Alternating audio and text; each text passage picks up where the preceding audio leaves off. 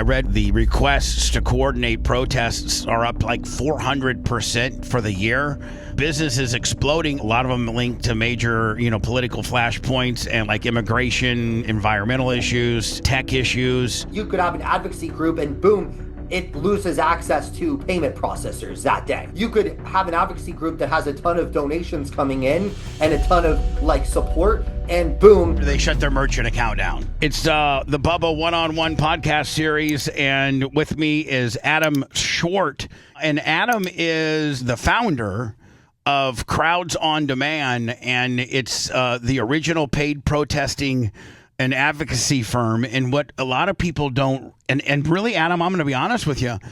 And when I was talking to the Manhattan Madam, who is our Kristen, who is our common friend, which I love, by the way, she's such a great person. Oh yeah, I didn't know that this.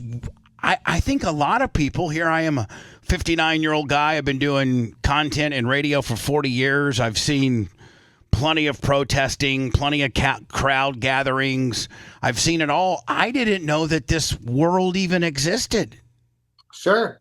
Well, I mean, you may have not known this part of it existed, but you understood that money is what essentially builds movements. And without money, you can't build a movement overall, right? So what we are is just sort of a part of the idea that, hey, you have to catalyze movements. If you're trying to create the Tea Party, gay rights, civil rights, all of the biggest movements in American history have all been backed by a lot of different interests and have had money and interests jockeying behind the scenes to control those movements. So it's not really a new concept, but we're very just more transparent about what we do. Right. And so as a person like myself or the next guy, we're watching our favorite news source, whether you're liberal, whether you're conservative, as we're watching various portions of protesting and public gathering that's happening in our life, is the majority of that, if there's any quantity at all. Now, of course, you get the 5 or 6 disgruntled, people on the corner that, that Facebooked each other and they all told them to show up at 1:00. But for the most part, anything that's really highly organized and there's volume, is that been organized through something like what you do?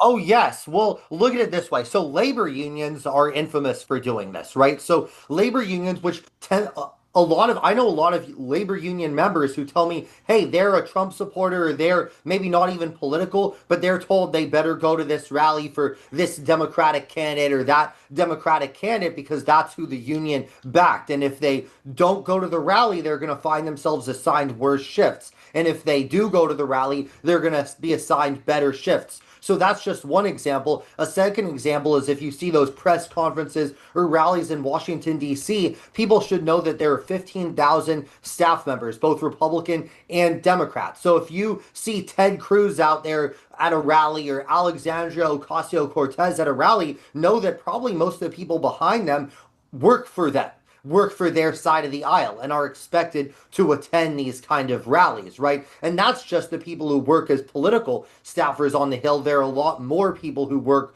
sort of tangentially in politics. So like if, you have a certain campaign, just anybody, let's just say Johnny USA has a certain thing that he feels so adamant about, or he's against a politician, or maybe there's an abortion bill that's going through his state congressional deal, or whatever his gig may be, whatever his thing may be, he really doesn't have a chance in hell to organically get anything that's going to make a television station or a journalist pay attention unless they deal with somebody, or I shouldn't say deal, work with somebody like you. Or unless he's really lucky, like anything else in life, right? Like it could be that he and his 10 friends are able to come out there and make enough awareness that then they can turn 10 into 100 and then get the media covers that they're looking for. But it's what's called a catalyst, right? So there are a lot of great movements that have died in obscurity. How many great businesses, Bubba, do you know that maybe had really good food, but people just didn't know about them and they closed, right? Right. So I would put it in those terms, right? But I would also say conversely, if you are trying to create a movement, right, you need to also be compelling. It's not enough just to have money. And a great example is a gentleman that you may have heard of. He's kind of mostly forgotten now. Jeb Bush, I Yeah. think from your neck of the woods in Florida. I had Jeb on my show many a times, and I think I think I can almost finish your sentence. And if I mistake it, accept my apology. Jeb didn't have the optical support that I think he needed. Yeah.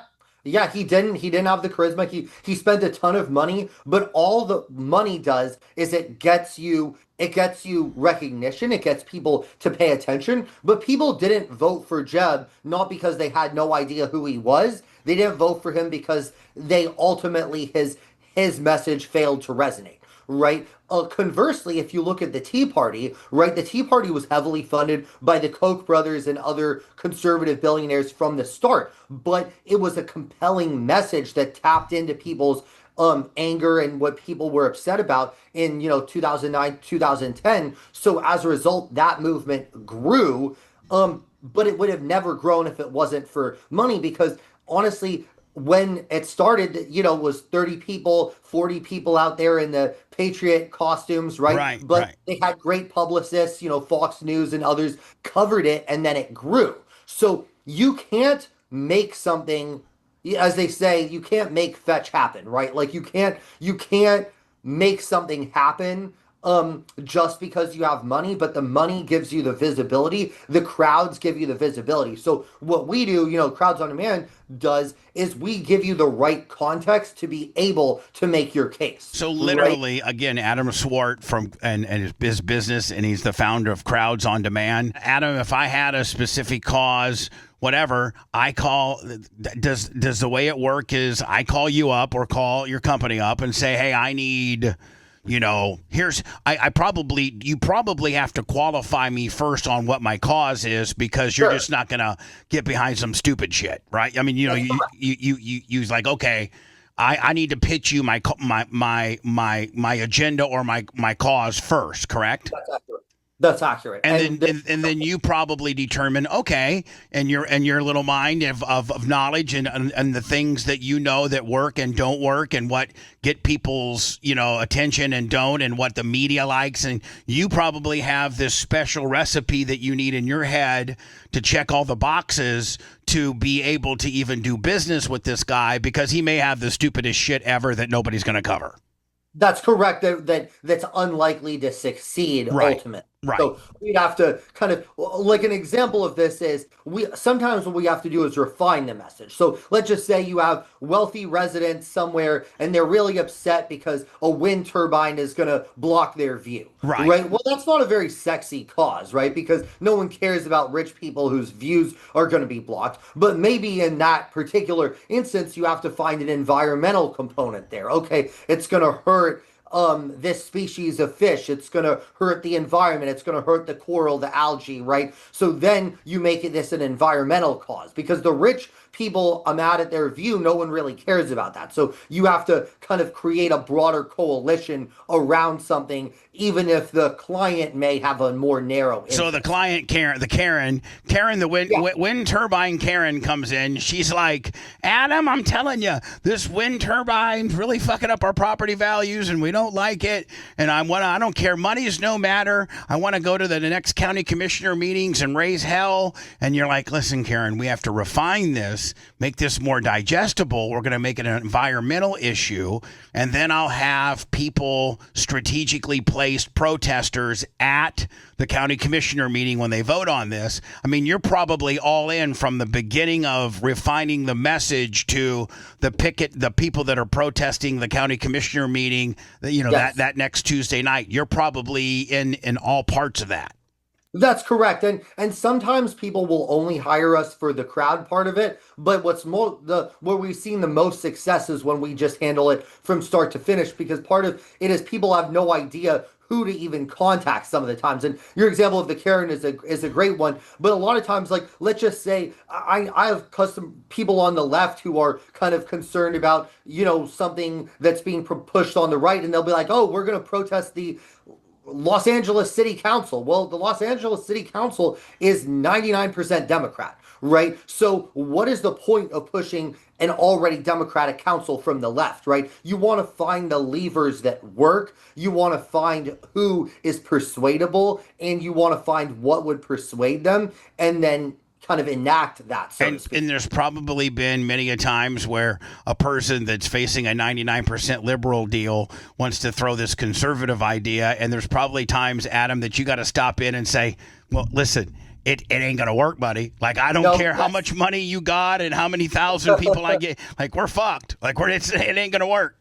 Attack the left. One of the things I've always found, and just as an you even for your listeners, if you find yourself, is attack the left from the left, attack the right from the right. It's far more effective that way, because if you are attacking something, if you're trying to persuade 100% Democratic city council, you know what I mean? Saying, oh, well, this is bad for business. Oh, it's high taxes, right? Well, they don't care about those things, right? Well, you want to say it's racist, it's sexist, it's transphobic. Figure out a way to be able to say that, right? Those triggering words, right? Exactly. You need to figure out how you can reach them on their terms, and it's the same thing for the right. If you're targeting the right, if you say, oh well, this is racist, this is sexist. Well, to most conservatives, those terms have lost their meaning because they've been so overused. So you're better off focusing. Okay, here's the business harm. Here is the harm to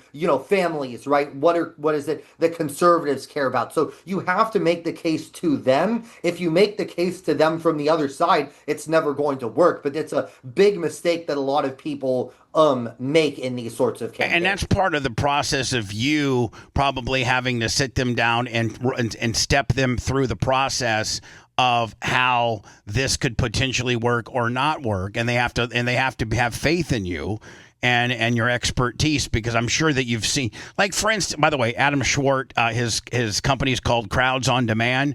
Adam, across all platforms, is it at Crowds on Demand? X, Facebook, YouTube. Yeah, so it's at So my handle is at CEO Adam Swart on X/Twitter. And then the website is crowdsondemand.com. That's my primary channels of communication. I might start those other things. I'm trying to. Well, it sounds like you got so much business that you really don't need a lot of advertising, because your work speaks volumes on some of the high-profile stuff that you've done. That's correct. The main reason I go on the media, Bubba, is because there's misinformation out there about what we do, and it's important for me to kind of correct the record. And also, I like to talk about not just the bit. We have plenty of business that comes in, but it's more about talking about the type of causes that I want to take on, right? Because we take on a lot of causes that I don't want to, just to be clear, I don't have to agree with it 100% to take it on, right? When the crypto people came to me several years ago and we started working with various people in those interests, I didn't know much about cryptocurrency, but I knew they were being railroaded. And while I didn't know much about the field, I knew that the big institutions, the banks, were not treating them fairly, and I knew that they needed representation, right? So it's the same concept. I don't have to agree with it 100%, but there are things that I really want to take on for the future that I think are really important. As I've been in business 13 years, Bubba, so and Adam, who was your very first? Like, everybody always knows where their first dollar or who their first client was. Who was your, if you're able to disclose, who was the very first person to believe in your skill set? Well, what's interesting is the first people to believe in the skill set. I got about my first 3 or 4 bookings in one day. Weirdly enough, because I started advertising, and it was all small startup companies trying to make a buzz at conventions. So that's actually how we started. A lot of people think we started as a political firm, which we did. to some degree, but our first clients were actually startup companies looking to make a buzz, and that's still a considerable part of our business. And to tell you the truth, it's one of my favorite things to do is make a huge buzz for a smaller player in an industry at a large convention to take on the big tech monopolies, the big pharma monopolies who are able to get so much publicity to kind of help a Well, smaller player. and conventions are just naturally more fun than the street corners and political bullshit. So I can see where, and strategically, not to give any of your trade secrets or anything like that. Let's say a small company was at a convention, and a lot of them happen in Vegas. It's one of the biggest convention places around. Orlando. What are the big Orlando? Indianapolis has got a big convention center. So let's say a company wants to get some attention at a major convention. What are some of the processes that you do? Do you just get a bunch of people to be around their booth and act all excited, or is it far deeper than that? So we can do that. What is oftentimes what we've done is I always like to, especially in like the last few years, you're defined just as much by what you're against than what you're for. So what I often try to do is have like mock protests against the company. So who are the people who don't want your company to succeed? And you can do it seriously by having people out there, like if your company is a company that's a conservative backed company, you could have blue-haired lefties out there being like, we hate this company. So you could do it where it looks serious, but you could also do it where it's tongue in cheek, right? Almost kind of reverse engineer it. Almost That's correct. like that. And God dang, Adam, that's fucking brilliant. Right off the top of my head was, well, let's have a bunch of people hanging out the booth talking about how cool this place is. But you reverse engineered it and like, let's find a bunch of wackos that would not like this business, that only makes this business look better because these people are whacked, right? Yeah, it's the old Passion of the Christ argument, right? Like that film was not even going to be successful, and then the church came out so against it that then it became like a box office hit, right? There's a lot of these movies or companies that wouldn't have even been that successful, but because there's the subject of so much of like people don't like to be told what they cannot do, Right. right? And when they're told they cannot do something, then they want to do something, right? Like the viral clip of Tucker and Pierce Morgan the other day, where Tucker was using a naughty word, and he was basically like, you don't get to tell me what word I get to use. It's not that he wants to use the word, he's saying you don't get to tell me I can't use the word. So it's that same psychology. So again, Adam Swart, he is the founder of Crowds on Demand. You can get more information with regards to Crowds on Demand by simply going to crowdsondemand.com. It'll give you really, really kind of a lay of the land of what they do. It's fascinating to talk to this guy. I think you've been doing this now for 13 years. Yes. Yes. And so what's been your toughest assignment, and what comes in that's easy peasy? Well, the tough side is over the past few years, and I think I always make a very big point to say that I'm not a left or right winger. I started my career as a Democrat, and now I definitely consider myself an independent. But I always like to work for the underdog. So if it's a place where the liberals are rolling over everybody, I'll work for the conservatives, or vice versa, because I generally like divided government. I don't like anyone to be able to get everything that they want done, because that's tyrannical. I'm kind of have a libertarian instincts. So I worked a lot for conservatives under the previous administration, and seeing what happened, seeing how hard the Biden administration, the left, goes after some advocacy groups that we created to kind of oppose the Biden administration's goals, or even on a local level, certain left-wing local policies such as defund the police or other kind of nonsense like that. The extent to which people came after us and our clients was crazy in that, and it was stressful for our team members. Like you could have an advocacy group, and boom, it loses access to payment processors that day, right? So you could have an advocacy group that has a ton of donations coming in and a ton of like support, and boom, they shut their merchant account down, right? Something exactly. like that. there were so many of these things that were happening arbitrarily, and it was very difficult. And that, if you combine that with sort of the cancel culture of it, where a lot of times you had to create layers of groups to preserve. So because of cancel culture, we had a lot of conservative clients during the previous administration who would work with us because they didn't want their names behind conservative initiatives because they knew that their jobs would essentially be at risk, right? Their board memberships, their companies could be at risk because if it turned out that it got understood that they were backing conservative causes, the cancel culture mob would come after them with, debanking, death threats and all of that. So dealing with preserving anonymous free speech during that era was very, very difficult. And dealing with sort of the threats around that, including to advocacy group leaders and everything during that period. So that was a very difficult time. So I know a lot of people think I'm a voice for the left, which is not true. I mean, I have a lot of liberal sensibilities, but I'm really someone who opposes government overreach, whoever is doing it. Well, I mean, I think you just said that, one of the things that upset you most was the Biden administration and some of the shady stuff that they would do when would be doing various protests and things like that. Let's not forget that it was the Biden administration not trying to be right or left, just trying to be factual. And you may have more facts about this than I do.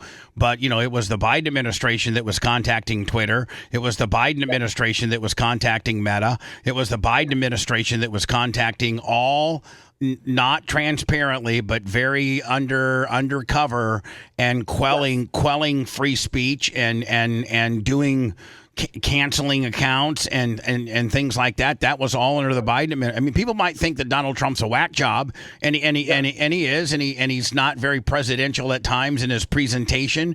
But I've never heard of him going to Twitter and getting this person. Well, I mean, him himself has been canceled, so I think that he's probably a little better on that scenario than the Biden administration. But the Biden administration, I think they were very shady, very shady. Yeah, and it was definitely something that was difficult to go through. And also just sort of seeing the level, the fact that when conservatives make a minor transgression, everything would come down on them, and yet our opponents in many cases. So when we were having conservative groups, we would have a protest. You need this permit, you need that permit. But meanwhile, the BLM, they do whatever they want. They block roads. There's no penalty, and maybe an administrative citation at the worst for blocking off an entire city for the day and causing vandalism and destruction. So that was difficult, but it was important work, and I'm not endorsing the other side of the administration either. I don't endorse what Trump has done on free speech when it comes to I'm really down on what he did to Jimmy Kimmel. Yes. I'm not happy with when a reporter asks him a question, he calls her stupid. Now you can call I don't like that at all. I think that he needs to be way much better than that. And I agree with you on that. That's bullshit. Especially I'm a free speech absolutist, meaning I have the second largest FCC fine in the history of radio. So I do $755,000, and it was all based on just free speech, and it was George Jetson and Scooby Doo. I had a skit. A parody where George Jetson and Scooby-Doo were going through the hood trying to find crack whores, and it was just funny. It was just funny stuff, and the FCC came down on me, but Trump, I think, is on a very slippery slope with regards to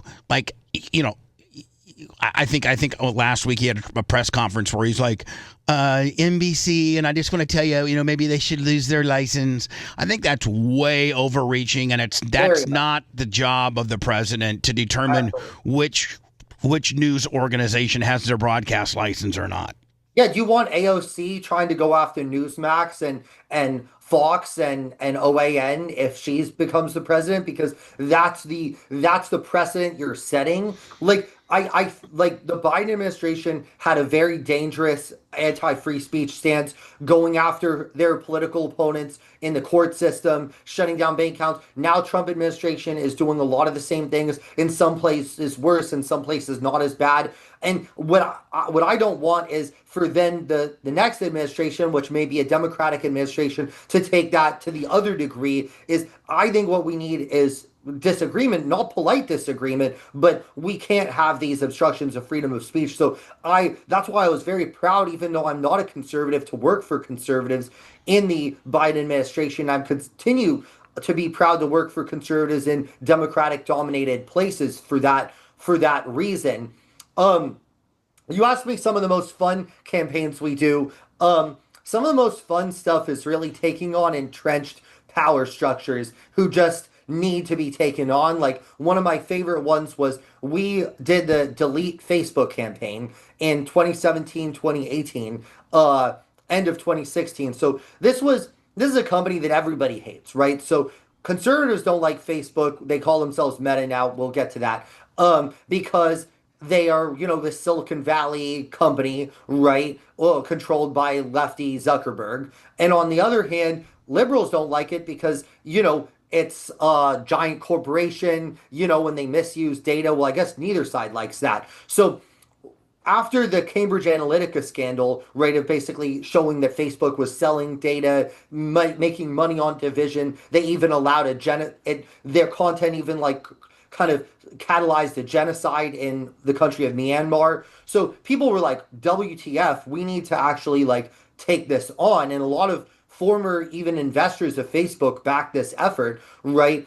Of basically holding accountable, saying delete Facebook. Now, of course, people did not directly delete Facebook from this, but it held it every time Zuckerberg was speaking, all these conferences, we had this outside, and it changed the attitude toward Facebook. They even changed their name to Meta shortly thereafter, and they made it harder to do political advertising on their platform. Now, I still think it's a terrible, evil platform. Instagram, Facebook, this is a horrible, evil company, but we've reined them in a little bit. I hope to get the opportunity to rein them in further, because I think what social media has done to this country is frankly one of the worst things that I've ever seen. I read the requests to coordinate protests are up like 400% for the year.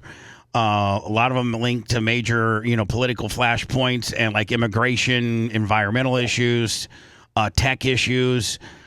So business is exploding. Are there some people that you say no to? Like, I mean, yeah, and it's an important distinction, Bubba, because requests are up 400%, but bookings are not up 400%. Right. That is to say that we're not taking on all these requests. One of the concerns is, so I have a few concerns that I'm sure a lot of people are interested in what we won't take on. So obviously anything that's hateful, and I understand that hate is subjective, but what I define as hateful, right? Like neo-Nazi, that type of thing, right? The other thing is we don't want to put our people at risk, right? So in the sense of, I wouldn't want to put people in the middle of a Antifa versus Proud Boys kerfuffle, because that would put my people at risk, right? Risk from both of those groups, but also risk from the police, not being able to distinguish my peaceful people from, violent radicals, right? How big is your roster? Oh, it is a big roster. I mean, it is a big roster. It's so big, Adam, that you don't even want to give me a number. That's how big it is. I don't want to give you a number, but I would say that the other thing is we are always recruiting, and we're always taking people off our list, right? Because so if you get somebody at a protest and they're making an ass out of themselves, and they're not doing they'll never be there again. Right, exactly. And we'll try to get them out of there. Now we try to, before every event, we try to vet people and do individualized. I mean, this costs us a lot of money. So this is something that we've done, and it's actually dramatically reduced our profits, but it's worth it. Is we used to just basically, before 2019, 2020, I think it was, we would just basically, we'd confirm people like without even talking to them in many cases. Since then, we interview each participant on the phone, or in many cases on Zoom, before each event. that costs us a lot of money to do that because Oh we have to yeah. have people to do that. But and I can't was unfortunately I've not even been able to pass on all those costs to my clients, but it's Right. worth it because it's a risk mitigation. It's making sure that the people are really good and they're prepared to do a good job. Normally if we have a 15-20 minute Zoom call, we can tell if somebody's a wacko or not. You Right, know what I mean? right. You And can I mean, pretty as much as it costs, your bottom line, it also ensures that you're getting a better product. That's right. And what I'm looking for is long term. I'm not looking for short term profits. I'm looking for to build this company long term. People always ask me, Adam, you've been in business 13 years. Like, are you going to be running this business in 10 years? And the answer is, if I can run it the right way, yes, but I won't do it the wrong Well, way. I mean, I think success story after success story after success story, then you start getting repeat Yeah. customers, and I'm sure that God, probably maybe up to 30, 40, 50% of your business is repeat Probably because about half. Yeah. because you've done so well for whatever organization you're working for at that time. That's and right. and it's I wouldn't say a necessary evil, but it's certainly something that in today's world of optics and how news carry, the news covers everything from the legalization of marijuana to the anti-abortion. I'm sure Yes. that both of those are topics that you've had protesters at. Yes. And Yes. and so the way that cause is presented to the public and more importantly the media is directly the type of quality person you get to work for you. Well, yeah, and the abortion matter is a really interesting one because I've even talked to my pro-life friends about this, where I've said the people who are screaming and yelling outside abortion clinics are actually doing their cause a harm, Yes. right? Because you're actually validating basically people don't like to be told what to do. If you come in with love and say, "Here, I'm going to give you another option, and there is another choice." I think that's a beautiful thing because whether you're pro-life or pro-choice, like I like to think I'm pro-choice, but I'm a person who believes that people should be making informed choices, and a lot of people who might be going to an abortion clinic haven't had the opportunity to actually think it through. So there's an opportunity for people who are looking to stop abortions to actually make a convincing case rather than screaming at people, which actually has the reverse impact. So that's my take as well. But it's the quality of the people is everything. So between that and the other thing is it is critical, Bubba, that people are genuinely passionate about the cause. Like when I started the business, I will admit I didn't really care. We would have out of work actors staffing events. Like we'd just be like, go hold a sign, cheer for it. It doesn't matter.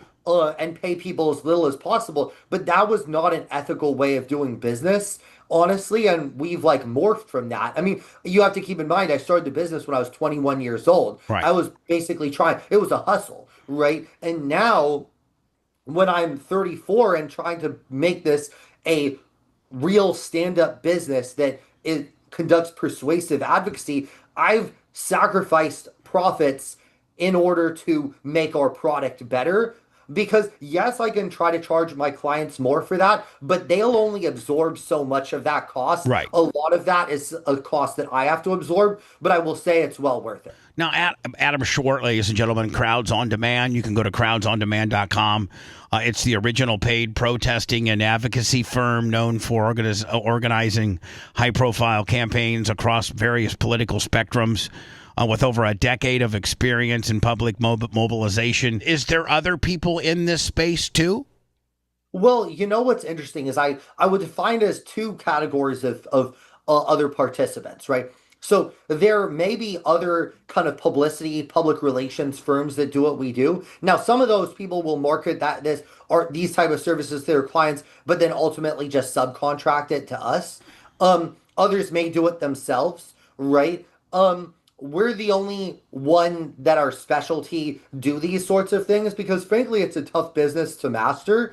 Um, and the second category of people, and it's the category I worry more about, Bubba, is people who are doing the type of things that we would refuse, right? So when people, if there's somebody who wants to hire rioters to block off roads or throw Molotov cocktails, we're well on the record saying we don't do any of that. We're Right. a legal firm, right? But I suspect that there are people who do exactly this who don't market their services online because what they're doing is illegal. Right. What they have their clients, their shady cabal of clients who kind of pay them discreetly, maybe in cash, for executing what is kind of a more shady type of service. So Adam, like, what does an average? Let's say me, you interviewed me. You could tell that I'm just like a 59-year-old, kind of a regular.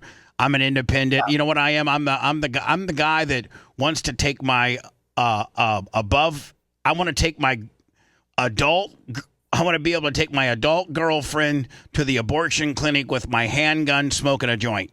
So I love it. I love it. That is your right. That should be your right. That should be your right. And that's like right down the middle of everything. That's liberal on the pro-life side of things. That's that's right on the Second Amendment type of deal. Yep. And I don't know where marijuana stands. I don't know which party tends to. I think it's maybe more liberal than conservative. So could change. Let's say a guy like me, you interview me. You're like, okay, Bubba, you're going to be one of our guys. I'm like, okay. So how does the process work? Do you know where I live and strategically, like when there's a protest in Tampa or whatever, you'll call Correct. me. You'll call me up, and then then walk me through that. Then so you call let me. me work you through that. So Bubba, we know your views. You kind of have more libertarian kind of leanings. Okay, the Tampa City Council is looking to ban guns in downtown Tampa. Okay. Right? Well, so there's a client that wants to fund a rally to oppose that. Well, Bubba, you seem like a perfect guy for this. You're articulate. You're passionate about this. We're going to have you at the rally to kind of oppose that part of it. Right. Right? Maybe then another city around here is trying to ban, through some ordinance, an abortion clinic from being in their city. Well, you are also a pro-choice person, so we might offer say, hey Bubba, do you want to go out there? We don't need you to we don't need you to say you like abortion, but we're here to say Pro-choice. Right? You know what I mean? So what? Do you guys give me signs, or do you tell me to make? Do you guys? Either way, it depends what the client wants. Sometimes we'll have a bunch of signs made. Sometimes we typically don't have the people make signs because when we've done that, their signs are on. Well, they're pretty shitty, probably, right? They're like on a piece of a fucking cardboard or something, right? That's correct, and they're really what I like is for our signs to be very visible for media. Right. So what we'll typically do is sometimes we'll make handmade signs, but I have people who do that. Right. We typically won't ask people to bring their own signs for the reason that. So, like, if we were, let's say that I like the gun rally in downtown Tampa. So, would I report to like a certain area, a staging area kind of deal? Correct. That's correct. And then, then report to say, hey, Bubba, go see Rhonda at 11:30 at the corner of Twigs and Dale Mabry, right? That's something just like about right. That's exactly right, Bubba. You know my business. So and then you'd be like, go check in with Rhonda. She's gonna check in. She makes sure it's me. She says, okay, starts in 30 minutes. You're dressed appropriately. You look like you're dressed appropriate. Yeah, just a t-shirt, shorts with a baseball cap on. Whatever. Yeah. We tend not to like people who are like have ultra baggy clothing or just like look disheveled or whatever. Yeah. You know what I mean? Like look presentable. It depends on what it is, but generally we want people to be presentable and who they are. And so we have people sign in to that event. And as you correctly stated, you're not my employee. So you come to what you want to come to. If you say, right. Hey, look, I don't agree with this cause. Okay, fine. That's okay. Don't problem. So then I get my sign. Rhonda gives me my sign. She says, go over there, be peaceful. If she probably gives me a little rundown. If anybody gets up in your face, don't touch them.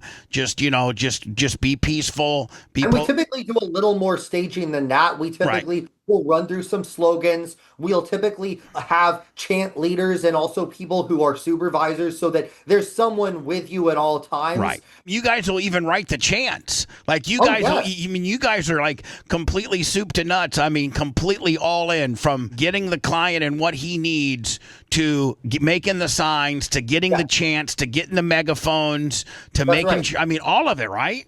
All of it, all of it. Well, the idea is that once the client pays us, they don't have to do anything Right. because it makes it easy for as possible for the client. Now, that's not to say that clients don't have their own ideas and their own ideas for signs and chants, and that's fine, and we'll implement that. Sure. But if they don't and they just say, "Here, we're just upset about this. We trust you," we'll do it. Now, what does a guy like me that comes out and does?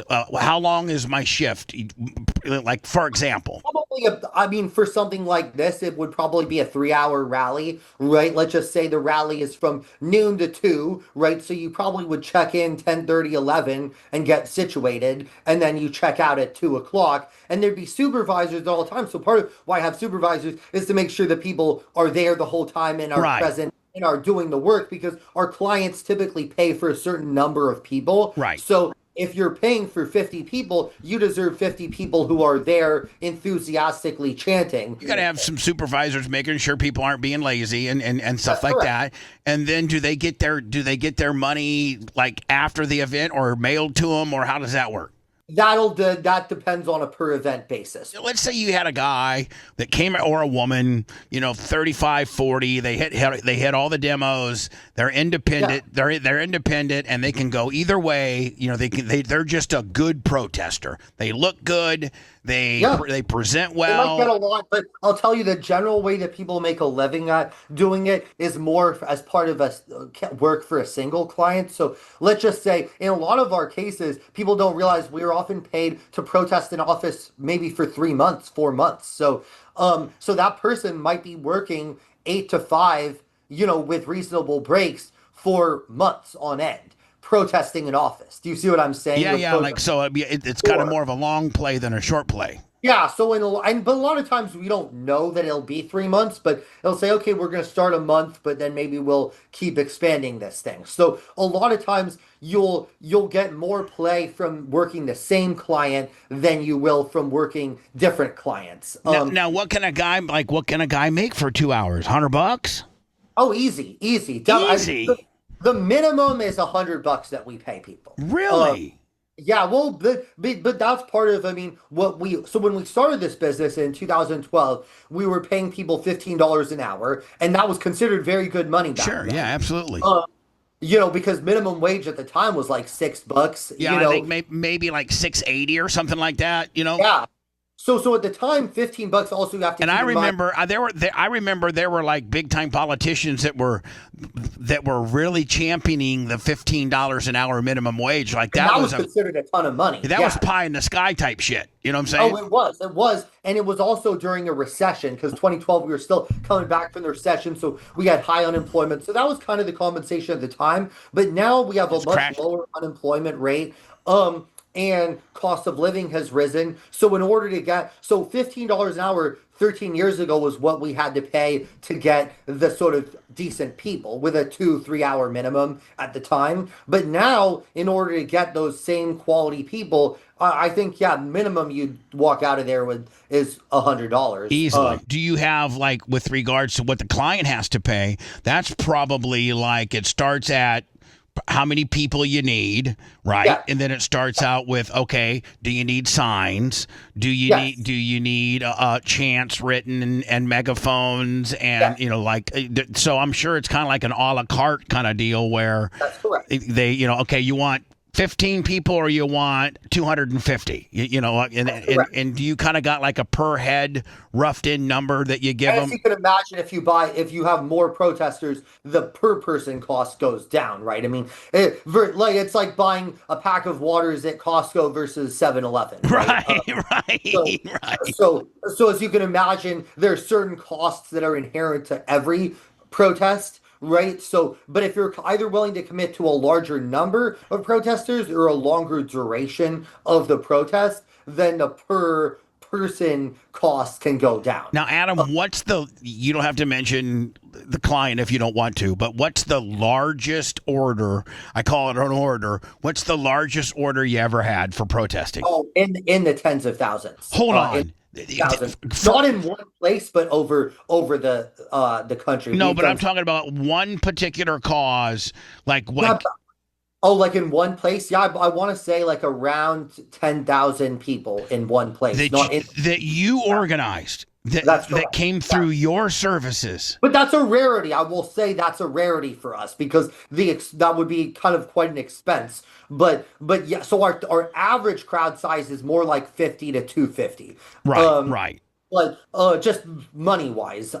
But yeah, we've done that, and our longest running campaign, which you also might find is interesting. I believe we had protesters outside one particular location for about 4 years, outside What? one every day for 4 years, or was it five? I'm trying to remember. And how Four or many five. how many how many people out there This is for about 10. It started as 20 and then it went down to 10.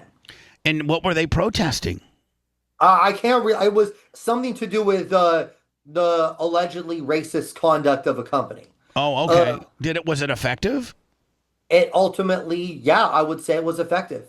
Now, do you ever get this, Adam? So, Bubba Clem, that's me, that's my real name. I hire you to protest whatever the fuck, whatever, okay? Yeah, Situation A. And I call you up and I'm like, hey, Adam, I need 50 guys, or yeah, I need 50 people here in yeah. Tampa, blah, blah, blah. You give me a price, I send you the check, we're all ready to go. Do you ever get the guy that I'm protesting call you the next day and go, hey, I don't give a fuck what that guy's paying you. I'll pay you double to go away or to leave me alone. Well, that's a breach of our client obligations. So Right, right. well, that has actually happened sometimes because we are well enough known that sometimes people are like, "Oh, I suspect You're it's like, this company." oh shit, the crowd's on demand. People are here. These guys really got their shit together. Oh shit. So, but we wouldn't do that, unfortunately. Now, what I will say is, if that is something you're nervous about, and we can't protest an existing client. So, I suppose one of the things we do, and this isn't the reason to do this at all, but we do offer defensive consulting for like people in high profile businesses that suspect that they might be the target of a cancel culture or protest campaign. So, for example, let's just say you're a conservative owned business, but you're worried you might be canceled. What we do actually in these cases, and we've had a lot of people do it under the Biden administration on the conservative side, and we're actually doing a lot of it for liberal businesses under this administration, is dissect if somebody who was smart was trying to fuck with you and destroy you, here's what they would come after, right? Here's your board members. Okay, they'll come after your board members in this way. Here's your business relationships, your largest customers. They're going to try to get your largest customers to drop you. Here's what they're going to do, right? Like, I'm basically saying if somebody with a lot of resources and know-how were to want to come at you with a cancel culture campaign, here's how they would do it. You can Dissect work that. both sides of the deal, and that is offense or defense. I Correct. mean, Yeah, like, and a lot of people need defense because they've never thought about it. People think they're invincible, but they're not. And I mean, look at, like, for example, the Trump administration coming after universities. Okay, here's how the universities are vulnerable, right? Their donors, their federal funding, all of these sorts of things, right? So if somebody wanted to mess with them, right? But most companies may also be vulnerable to this sort of thing, right? So to say who are your biggest customers, we're gonna yell at your biggest customers until they drop you, right? Those are the type of things on the defensive things that you have to be aware of when there's a cancel culture mob after you, right? And if you've seen, there's obviously the left has mastered cancel culture, but now if you look at some of the Israel folks, they've been really doing a good job of canceling pro-Palestinian businesses where they'll come after them really harshly, right? And I'm someone who hates cancel culture wherever it's from.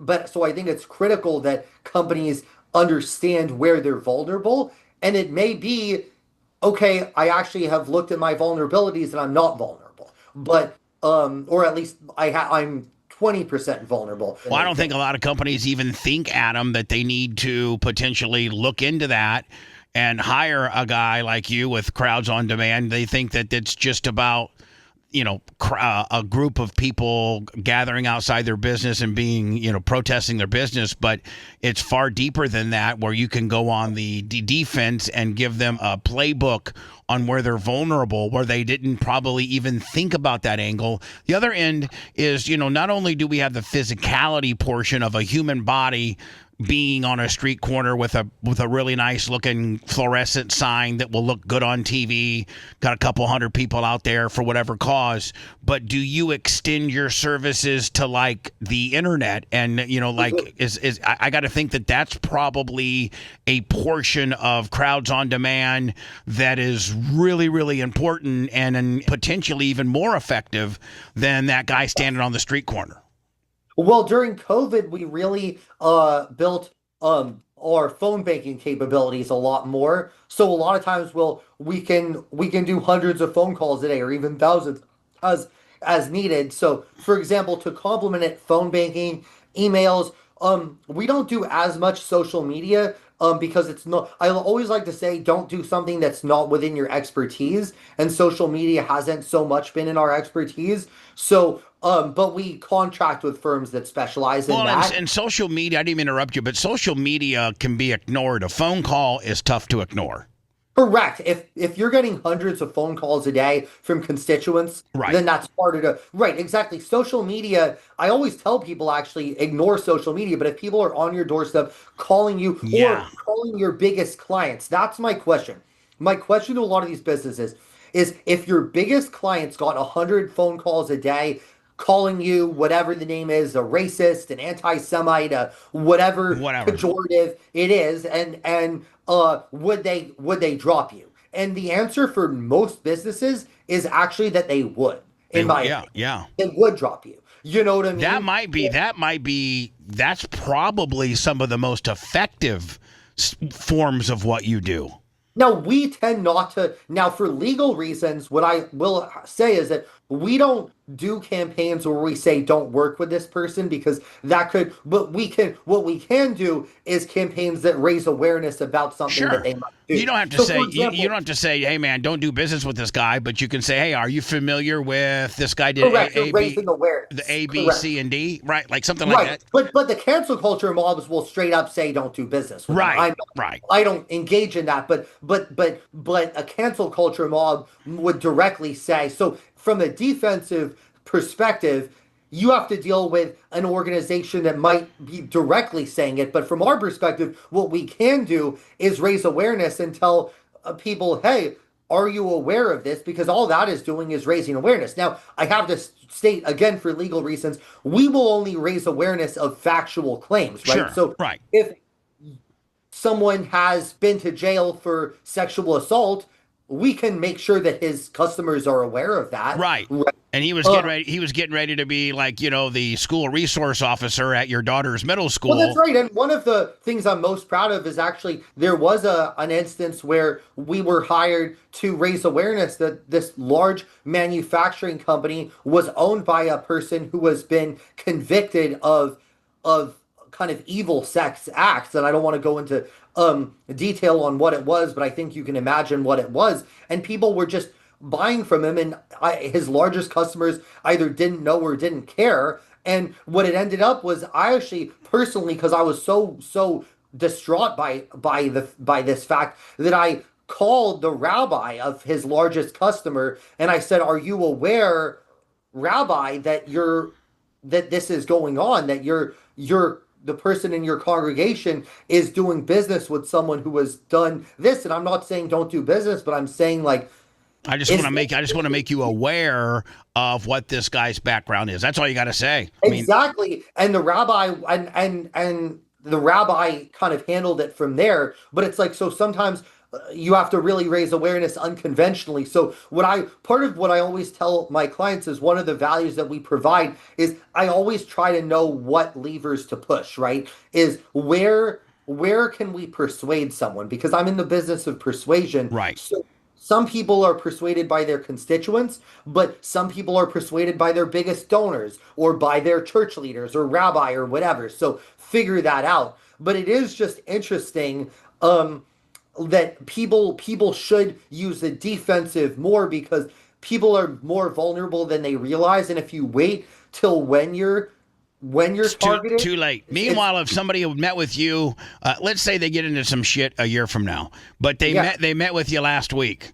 you're already ready. You would have had me laid out, already going, and when the shit hits the fan, if indeed it did, we would have a game plan because I responsibly met with you, got a consultation, and you had showed me where my exposure was, and we go into probably at that point plan B, right?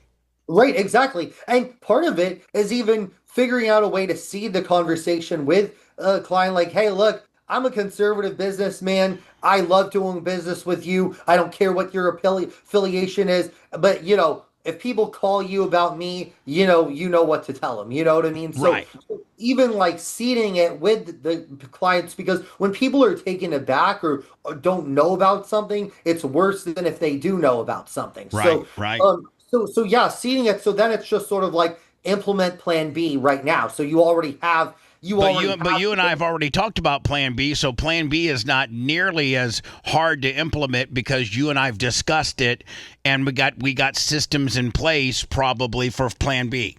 and you don't have the panic of, oh, okay, I'm being targeted in this way. Because you and I are, I mean, not ultra public, but fairly public figures. We've both been targeted before, so it doesn't bother us. But people who have never been targeted Oh, before, they freak out. they freak out. Even if they're tough in private, Oh they're yeah, like because some of they're my not. friends, I'll be on the radio, and I'm used to being in the like Reddit and everybody just calling me all kinds of fat ass, just what I've heard it all.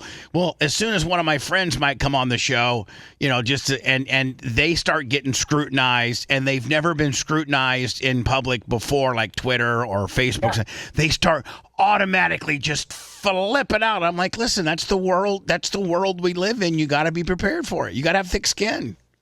Oh, absolutely. You have to have thick skin. Exactly. So if you don't, you have to have thick skin. You've got to be ready, and you have to know what they can do and what they can't do, and have that plan. But I think more people have to do it because one thing that I'm seeing in 2025 is that people who weren't previously public figures are now being forced into it with social media. So in a way, like that 50 years ago, you're not a public figure unless you want to be. Right. Now, you have you say one thing on Twitter. I mean, there was a very famous instance that I'm sure you're aware of. It was around when I started the business where was a public relations executive who wrote a tweet and she had maybe 100 followers. She just said, I'm going to South Africa. Hope I don't get AIDS. Just kidding. I'm white.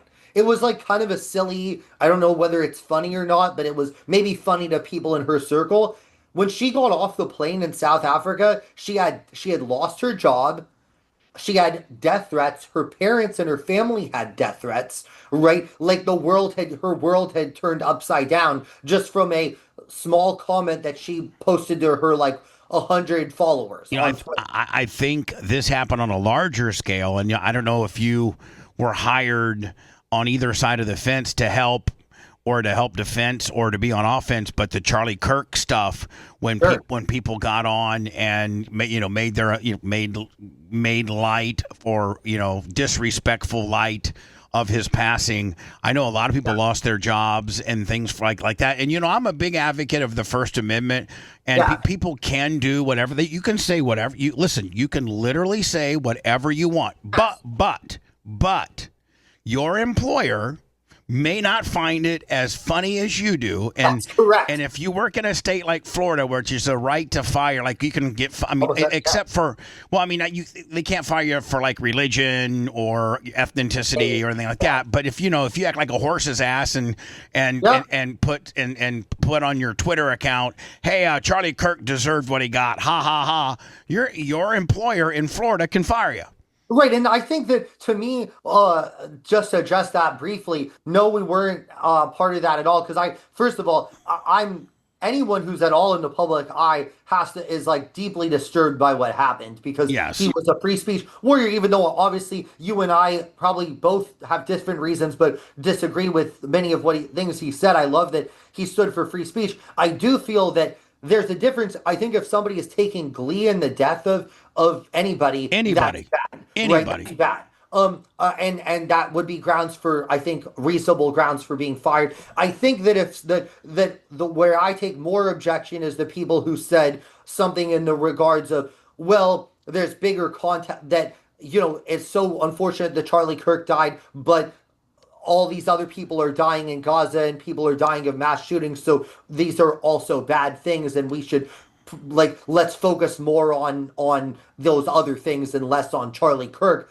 Okay, that's more falls into what I consider as like a opinion that would be. I think that would be opinion that maybe potentially an employer could live with easier than Charlie Kirk deserved what he got. Something like for that. example, I would say as an employer, I don't want anybody working for me who takes glee in anyone's death. Right. Right. Exactly. Even if it were a bad person, unless it's Osama bin Laden. Right. You know what I mean? I don't want someone working with me who takes joy in the death of somebody they disagree with. Right. Whoever that person is. Right. So but I think, but the broader point though, Bubba, is that I understand if I'm the executive vice president of a large bank, and I say that, okay, you're a public figure, so to speak. Right. The CEO of a bank, Jamie Dimon says that would be pretty bad. Right. But if I am a teller at JP Morgan, at Chase Bank, if I'm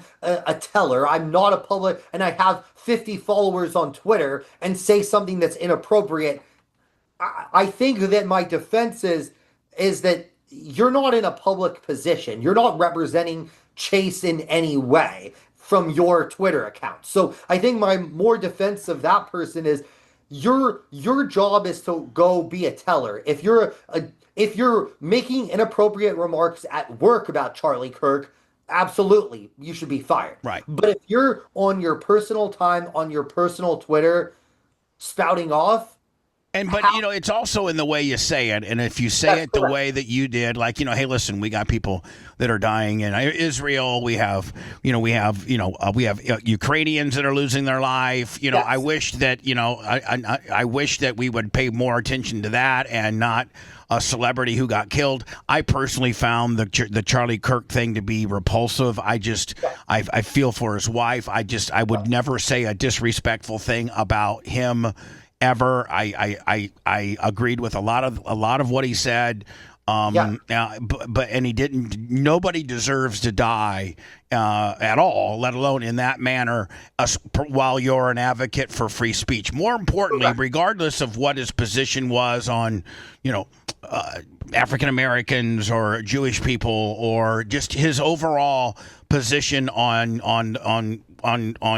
evangelical matters and things like that, regardless of your position, regardless if you're pro this or anti that, nobody deserves to be gunned down in a public square when the only thing that they're doing wrong is exercising their First Amendment. That's correct. And I 100% agree. And I think that it's important to also recognize that I completely I think if you're, like I said, if you're contextualizing, like the example that I gave, right. I do not think you should be fired. And I would condemn an employer for firing you for that, for saying that. Just as, for example, there were people who were fired. There were professors that were fired for not even saying I disagree with Black Lives Matter, saying I disagree with the tactics of Black Lives Matter. There was, I think, a Chicago... And that was ridiculous. Right. We're not even saying, oh, George Floyd wasn't, getting into theories of, oh, George Floyd wasn't really murdered or whatever the case may be. It was actually an OD. Okay, I understand that might be offensive to some people. But if you're saying, these were people who are basically saying, I disagree with Black Lives Matter's tactics, right? And they were being fired for that. And to be honest, when it all panned out, Black Lives Matter tactics were very unethical and did nothing really positive for the black community at all. No, it was very in fact, they used the African American community like you wouldn't believe. And I even saw people get canceled by saying, I laugh at it now, and I know we won't get in trouble, but I know you saw people get in trouble, and I saw people get in trouble for saying this line: all lives matter, and people and people would get canceled for saying that. People got fired for that. People got fired for that. And I'm like, how the fuck when you encompass everybody? I mean, I'm talking about every human being, and realistically, our maker made us. That's one of the mantras of whatever belief system you have, is that every life matters. And and so there were, like you said, Adam, there were people that were getting fired during the BLM movement when they would just simply say, all lives matter. All lives matter. I was completely just blown away by how fucking sensitive and cancel culture we had become. BLM was a huge hoax, and the biggest victims were the black community. And I'll tell you a story that I have not really shared elsewhere, but about 10 years ago, 10 years ago, when people thought Black Lives Matter started after George Floyd, but it actually started in 2014-15. And in the early years of that, some of the people who were in charge of the group came to me and asked me for my input, because I was connected through someone I know with these people, and they were saying, Adam knows how to build movements. What's your recommendation? I said, this could be one of the greatest movements since the civil rights movement for Black America if you focus on economic inclusion and building Black-owned business, Black ownership of Black neighborhoods, and creating a new renaissance in Black neighborhoods. Because if you look at majority Black neighborhoods, Black people don't own what's in their neighborhoods. They have the highest crime and the worst school, and they all know it, right? So there needs to be a campaign in the Black community to take ownership of their communities. And like a really influential African American from like Chicago, like an alderman or something like that, needs to hire somebody like you to shed light on just how messed up. And you know what? The African American leaders of Chicago, you know who they prey on? Fellow African Americans. Oh, they do. Just like Al Sharpton. Yeah, I mean, it's not a white or a black thing. It's a black thing, and it's a black thing being done by black leaders. That mayor of Chicago is the biggest piece of crap ever. Oh, he is. He's a Marxist, and he's the biggest victims are always the black people of the BLM, because who wants the police? Black people disproportionately are opposed to defunding the police, right? Who rides? So the person working in San Francisco downtown at the Walgreens, right, is more likely to be Black or Hispanic than to be some white girl with blue hair, right? So who is dealing with a homeless person screaming, holding a knife at 2 a.m.? It's not the white liberal lady with the in this house sign on her front doorstep. It's probably a minority or an immigrant or both who is dealing with the ramifications of the defunded, gutted police system right in our country. So this is actually one of the three things I'm most passionate about, is revitalizing our cities. So revitalizing our cities, ending social media, reducing the prevalence of social media, and ending the addictive processed food industry are my three biggest priorities in life. Adam Swart, ladies and gentlemen, he's the founder for 13 years, going on 14 years now. Crowds on Demand. It's something that until my good friend Kristen, the Manhattan Madam, had turned me on to Adam, I didn't even know that this world kind of existed. This underbelly of a Crowds on Demand, where a lot of what you see on Fox News and News Nation and NBC and OAN probably might have gone through Adam's company. Any crowds that you see that look like they're together, are in unison, nice signs, behaved protesters, thought out and not stupid chants and effective protesting, probably, Adam, chances are went through your organization. Sure. And the barefoot dirty hippies are not mine. No, Don't no, for no. No. Adam, vet you. Now, Adam, if somebody's watching this right now and they wanted to potentially be a paid protester or part of the process of what you represent, would they just go to crowdsondemand.com? Yeah, shoot us an email and your information and your beliefs Now as well. now that's two-sided. That is one, a potential business or an organization that might want to hire you. I mean, this is twofold, right? One, a potential business or a group or a cause that might want to hire your services, and then two, people that might want to work for your services. Exactly. So now, where are you based out of, Adam? New York? So we're based in Los Angeles, but we work nationwide. Right. And I split my time among a few other places as well. But, aren't you ready to get the hell out of LA? I mean, let's just man to man, Adam. LA's a shithole, isn't it? Yeah, well, especially under the current mayor. It doesn't have to be. It actually could be one of the greatest cities in the country. At one time, it was it absolutely was the sexiest city in America at one time.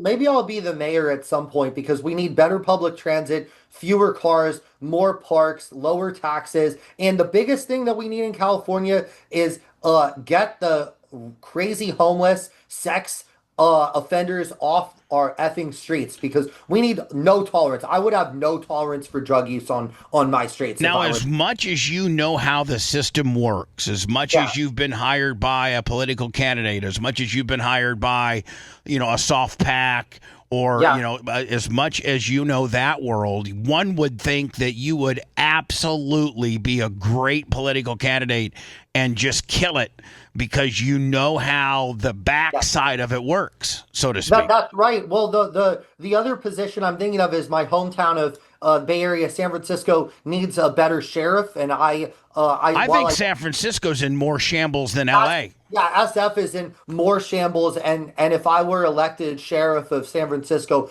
I don't.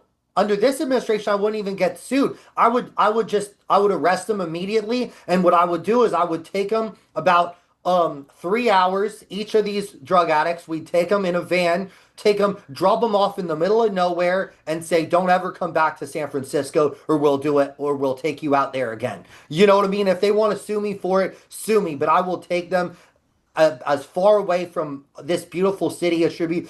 It has mountain, it has hills, it's got an ocean, it's got the bay, it's the prettiest city in the world.